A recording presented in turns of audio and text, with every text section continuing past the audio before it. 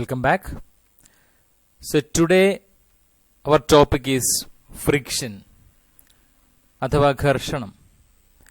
ചെറിയ ക്ലാസ്സുകളിൽ നമ്മൾ പഠിച്ചിട്ടുള്ളൊരു ധാരണയാണ് friction.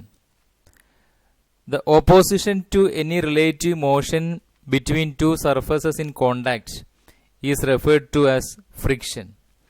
It arises because of the intermeshing of the surface irregularities of the two surfaces in contact. രണ്ട് പ്രതലങ്ങൾ തമ്മിലുള്ള റിലേറ്റീവ് മോഷൻ തടയുന്ന പ്രതിഭാസമാണെന്ത്? ഫ്രിക്ഷൻ. എന്താ റിലേറ്റീവ് മോഷൻ? രണ്ട് പ്രതലങ്ങളിൽ ഒരു പ്രതലം നിശ്ചലാവസ്ഥയിലും രണ്ടാമത്തെ പ്രതലം അനങ്ങുകയും ചെയ്യാം, അല്ലെങ്കിൽ രണ്ട് പ്രതലങ്ങളും വിപരീത ദിശയിൽ നീങ്ങുകയും ചെയ്യാം. ഈ ഒരു അവസ്ഥയാണ് എന്ത്? റിലേറ്റീവ് മോഷൻ എന്ന് പറയുന്നത്. അപ്പോൾ രണ്ട് പ്രതലങ്ങളും പരസ്പരം ഉരസിക്കൊണ്ട് നീങ്ങാം, അല്ലെങ്കിൽ ഒരു പ്രതലം നിശ്ചലാവസ്ഥയിൽ വെച്ചിട്ട് രണ്ടാമത്തെ പ്രതലം ഒന്നാമത്തെ പ്രതലത്തെ ഉരസിക്കൊണ്ട് നീങ്ങാവുന്നതുമാണ്. ഇത് റിലേറ്റീവ് മോഷൻ എന്ന് പറയുന്നത്. It arises because of intermeshing of surface irregularities എന്ന് വെച്ച് കഴിഞ്ഞാൽ, നമ്മൾ സൂക്ഷ്മമായിട്ട് നോക്കുകയാണെങ്കിൽ സർഫസിലെല്ലാം ചെറിയ ചെറിയ ഹിൽസ് ആൻഡ് വാലീസ് ഉണ്ടാവും മോളിക്കുലർ ലെവലിൽ. അപ്പോൾ ഇങ്ങനെ മോളിക്കുലർ ലെവലിലുള്ള ഹിൽസ് ആൻഡ് വാലീസ് പരസ്പരം ലോക്കായി പോകുന്ന ഒരവസ്ഥ കൊണ്ടാണ് ഫ്രിക്ഷൻ ഉണ്ടാകുന്നത്. ഇപ്പോൾ എ ബി രണ്ട് പ്രതലങ്ങളുണ്ടെങ്കിൽ എ എന്ന പ്രതലത്തിൻ്റെ ഒരു വാലിയിലേക്ക്, അല്ലെങ്കിൽ താഴ്ന്ന മോളിക്കുലർ ലെവലിലുള്ള വാലിയിലേക്ക് അല്ലെങ്കിൽ താഴ്ന്ന ഭാഗത്തേക്ക് രണ്ടാമത്തെ പ്രതലത്തിൻ്റെ ഒരു ഹിൽ, മോളിക്കുലർ ലെവലിലുള്ള ഹിൽ ചെന്ന് ആ കുഴിയിലേക്ക് ഇറങ്ങിയിരിക്കും. ആ രീതിയിലുള്ള ഒരു ഇന്റർമെഷിംഗ് ഓഫ് ദി സർഫസ് ഇറഗുലാരിറ്റി കൊണ്ടാണ് ഈ പറയുന്ന ഫ്രിക്ഷൻ സംഭവിക്കുന്നത്. There are two types of frictions, static and dynamic frictions. Then dynamic friction is also called kinetic friction. The frictional forces between two surfaces in contact, one before and after a relative motion between them has started, are referred to as static and dynamic friction respectively. എന്ന് വെച്ച് കഴിഞ്ഞാൽ, the frictional force between two surfaces in contact before a relative motion between them has started is called static friction. അതുപോലെ the frictional force between two surfaces in contact after a relative motion between them has started is called dynamic friction. ഇങ്ങനെ ഈ രണ്ട് നിർവചനങ്ങൾ നമുക്ക് ഈ ഒരൊറ്റ നിർവചനത്തെ കണ്ടെത്താൻ കഴിയുന്നതാണ്. Static friction is always A little more than dynamic friction. അപ്പോൾ ഒരു വസ്തു ചലിക്കുന്നതിന് മുമ്പുള്ള ഫ്രിക്ഷനാണ് സ്റ്റാറ്റിക് ഫ്രിക്ഷൻ. ഒരു വസ്തു ചലിച്ചുകൊണ്ടിരിക്കുന്ന സമയത്തുള്ള ഫ്രിക്ഷനാണ് dynamic friction.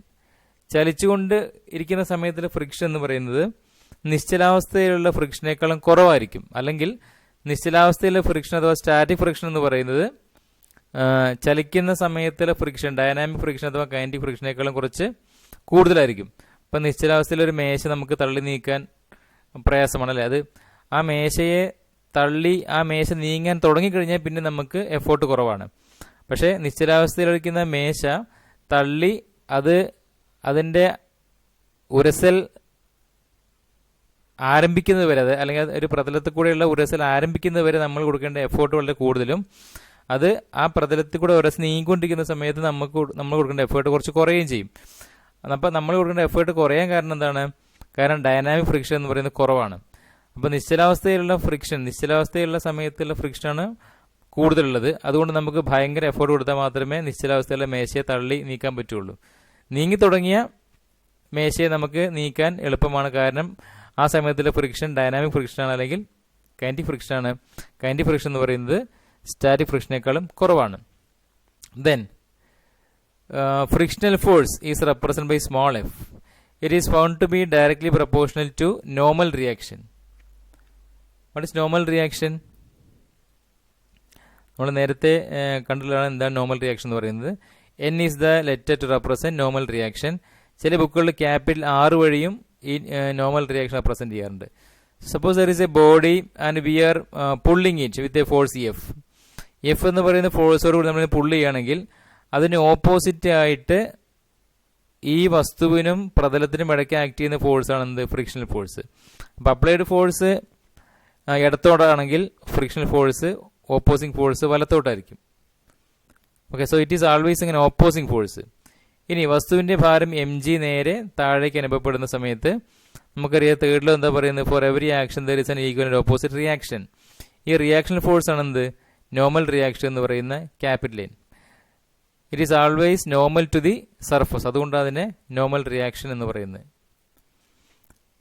So this frictional force is directly proportional to normal reaction. Therefore F is equal to constant into N.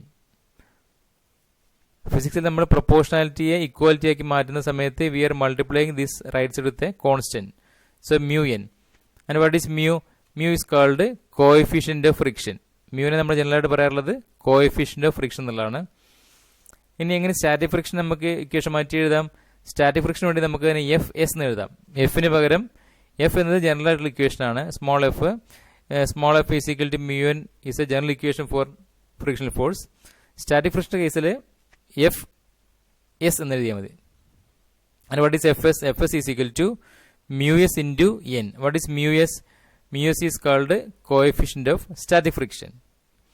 Then similarly we have dynamic friction or kinetic friction. Therefore Fk is equal to mu k into n. And what is mu k? It is called coefficient of kinetic friction. Then there are some laws of friction. The magnitude of limiting frictional force is proportional to the normal force at the contact surface. നമ്മളിപ്പോൾ നേരത്തെ കണ്ടു കഴിഞ്ഞു F is proportional to N, normal reaction. Then the second law എന്ന് പറയുന്നത് the magnitude of limiting frictional force is independent of area of contact between the surfaces. അപ്പോൾ പരസ്പരം ഉരസുന്ന പ്രതലങ്ങളുടെ ഏരിയക്ക് independent ആണ്. അഥവാ ഏരിയ കൂടിയത് കൊണ്ട് മാഗ്നിറ്റ്യൂഡ് ഓഫ് ഫ്രിക്ഷണൽ ഫോഴ്സ് വ്യത്യാസപ്പെടുന്നില്ല. The magnitude of limiting frictional force is independent of the area of contact between the two surfaces. Then we have a technical term which is called angle of friction. എന്താണ് ഈ angle of friction? Suppose we have a body with a weight mg acting downward, therefore there is normal reaction acting in the opposite direction, and we are pushing this body, or we are pulling this body with a force F, and when we pull this body with a force F, there will be a frictional force acting in the opposite direction, and because of this frictional force this normal reaction will have a small shift like this as shown here. Let n dash be the shift in the normal reaction, or theta is the angle between n and n dash. So this is how we can show it. So F is the frictional force, n is the normal reaction, and n dash is the shift in the normal reaction because of the applied force. Now what is tan theta? Tan theta is equal to, we can see that it is small f by n, normal reaction. So tan theta is equal to f by n.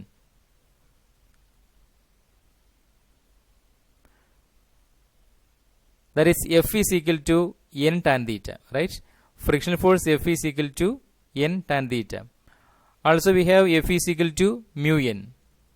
That is F by n is equal to mu. So this is how we can define mu, right? It is the frictional force acting per normal reaction. Then what is tan theta? You can compare this tan theta and mu, right? We have seen that tan theta is equal to f by n, also mu is equal to f by n. So when we compare both, we can say what mu is equal to tan theta. So tan theta represents what? Mu. So if you are able to find the angle theta, then we can find the value of coefficient of static friction for a given pair of bodies. It is the angle which the resultant of the force of limiting friction and the normal reaction makes with the direction of the normal reaction. So this is how we are defining angle of friction. The next term is angle of repose. So what is angle of repose? So suppose we have a body which is placed on an inclined plane, right? So when a body is placed over an inclined plane, which are the different forces acting on the body? And this is a very important diagram because this diagram will help you to understand the different forces acting on the body. So the weight of the body is acting vertically downwards. So mg represents the weight of the body which is acting vertically downwards, right?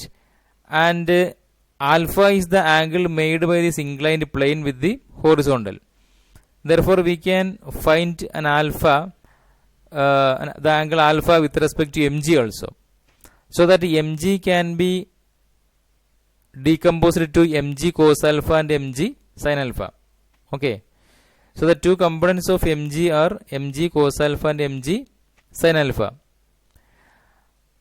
and mg cos alpha and normal reaction are equal and opposite. Similarly, mg sin alpha and mu n are equal and opposite. Okay, so now if the body slides down, right? If the body slides down, that will be because of the component mg sin alpha. ഇപ്പോൾ ഈ body suppose ആ body ചെരിഞ്ഞ പ്രതലത്തിൽ ഇരിക്കുകയാണെങ്കിൽ താഴേക്ക് നീങ്ങുന്നില്ല സങ്കല്പിക്കുക. കാരണം എന്താ? എം ജി സൈൻ ആൽഫയും മ്യൂനും പരസ്പരം ബാലൻസ് ചെയ്യുകയാണെങ്കിൽ, അല്ലെങ്കിൽ ഫ്രിക്ഷണൽ ഫോഴ്സും താഴേക്കുള്ള എം ജി സൈൻ ആൽഫയും പരസ്പരം ഈക്വൽ ആൻഡ് ഓപ്പോസിറ്റ് ആണെങ്കിൽ ഈ ബോഡി എന്ത് ചെയ്യില്ല? താഴേക്ക് സ്ലൈഡ് ചെയ്യില്ല, താഴേക്ക് ഉരസി ഇറങ്ങില്ല. അതേസമയം എം ജി സൈൻ ആൽഫയുടെ വാല്യൂ മ്യൂ എന്നേക്കാളും ഒരല്പം കൂടി എന്ത് സംഭവിക്കും? ഇപ്പോൾ ഈ വസ്തു താഴേക്ക് സ്ലൈഡ് ചെയ്യും, right? Then we can define angle of repose. Angle of repose is the angle of an inclined plane with the horizontal at which a body placed over it just begins to slide down without any acceleration. അതായത് നമ്മൾ ഈ പ്രതലം നമ്മൾ angle alpha increase ചെയ്തുകൊണ്ടിരിക്കുകയാണെങ്കിൽ ഏത് ആംഗിളിൽ വെച്ചിട്ടാണോ ഈ body താഴേക്ക് slide ചെയ്യാൻ തുടങ്ങുന്നത് ആ ആംഗിളിനെ പറയുന്നവരാണ് ആംഗിൾ ഓഫ് റീപ്പോസ്. അതായത് ചെരിഞ്ഞ പ്രതലത്തിലുള്ള ഒരു വസ്തു എത്ര ആംഗിൾ ആകുന്ന സമയത്താണോ താഴേക്ക് ഘർഷണം മുഖേന ഉരസി ഇറങ്ങുന്നത് ആ ആംഗിളിന്റെ പേരാണെന്ത്? Angle of repose. Now we can see that mg sin alpha and mu n are equal and opposite, right? So we may write but or mg sin alpha is balanced by mu n. If the body is not sliding down, then mg sin alpha will be balanced by mu n. So mg sin alpha is equal to mu n. Similarly, mg cos alpha is equal to n, right? The normal reaction, and that is equation 2. Now we can find the ratio of 1 and 2, 1 or 1 by 2. So mg sin alpha divided by mg cos alpha is equal to mu n by n. So both n's will be cancelled and both mg's will be cancelled. And what is sin alpha by cos alpha? It is tan alpha. So tan alpha is equal to mu.